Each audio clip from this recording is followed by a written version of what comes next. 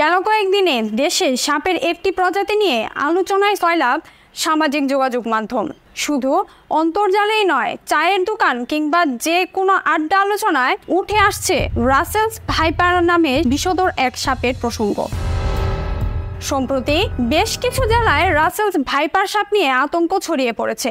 এই সাপ নিয়ে উদ্বিগ্ন হয়ে পড়েছেন মানুষ, বিশেষ করে পদ্মা তীরবর্তী এলাকায় আতঙ্কটা বেশি। পরিস্থিতি এমন এক পর্যায়ে পৌঁছেছে, রাসেলস ভাইপার সাপ মেরে ফেলার প্রচারণাও সেখানকার কেউ চালাচ্ছেন।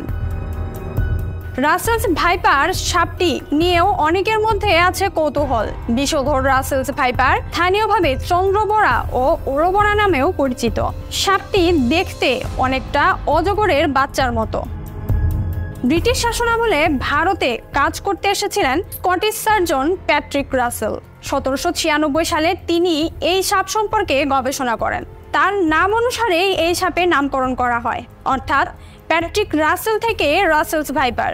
বাংলাদেশে 2002 সালে প্রকৃতি সংরক্ষণ বিষয়ক সংস্থাগুলোর আন্তর্জাতিক জোট IUCN রাসেলস ভাইপারকে বিলুপ্ত ঘোষণা করে।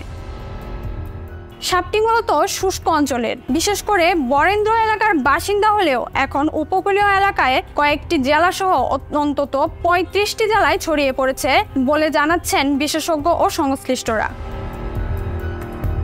প্রায়ই এসব এলাকা থেকে রাসেলস ভাইপারের কামড়ে মৃত্যুর খবর আসছে। ফলে সাপটি নিয়ে জনপরিসরে ব্যাপক আলোচনা তৈরি হওয়ার পাশাপাশি সেই পরিমাণ ভয় ও আতঙ্ক তৈরি হয়েছে। যদিও গবেষক ও বিশেষজ্ঞরা বলেছেন, এই প্রজাতির সাপ কামড়ালে চিকিৎসা আছে এবং সময় মতো চিকিৎসা নিতে পারলে মৃত্যু ঝুঁকি কমে আসে। লিপিকা আফরোজ, দৈনিক সকালের দুনিয়া।